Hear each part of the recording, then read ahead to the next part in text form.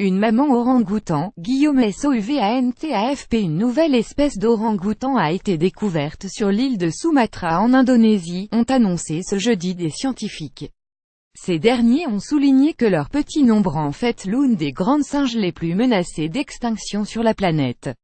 Il s'agit également de la première nouvelle espèce de grand singe confirmée par la science depuis la découverte en 1929 d'un nouveau bonobo en République démocratique du Congo, précisent ces biologistes dont les travaux publiés dans la revue américaine Current Biology.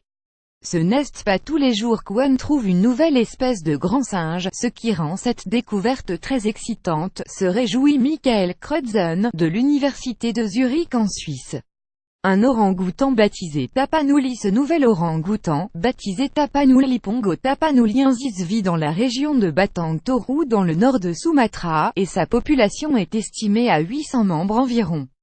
Cette découverte porte à 3 le nombre d'espèces d'orang-outans connues, plus grand que Alirosinonja, l'orang-outan dingue de Hans Spinners en 1997, que des chercheurs de l'université nationale australienne ont découvert la piste de cette population isolée à Batang Toru. Les premiers indices de la spécificité des Tapanuli ont été observés sur le squelette d'un mâle adulte tué en 2013. Quand les scientifiques ont examiné le crâne et les dents, ils ont constaté certains traits uniques comparativement aux autres orang-outans.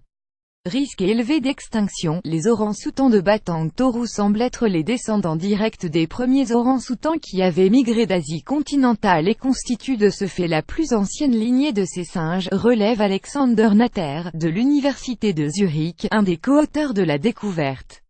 Mais ces orang-outans, particulièrement vulnérables, mettent en garde ces scientifiques, plus grand que à lire aussi une femelle orang-outan albinos aux yeux bleus secourue après avoir été enfermée par des villageois à Bornéo. Si seulement 8 de ces 800 animaux restants étaient tués ou retirés du groupe chaque année, l'espèce pourrait disparaître, estime-t-il.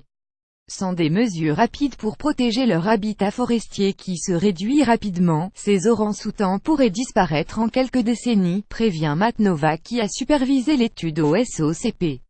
Selon des estimations officielles, la superficie des forêts constituant le principal habitat de tous les orang-outans de Sumatra a été réduite de 60% entre 1985 et 2007 en raison de l'exploitation forestière, des concessions minières et des plantations agricoles.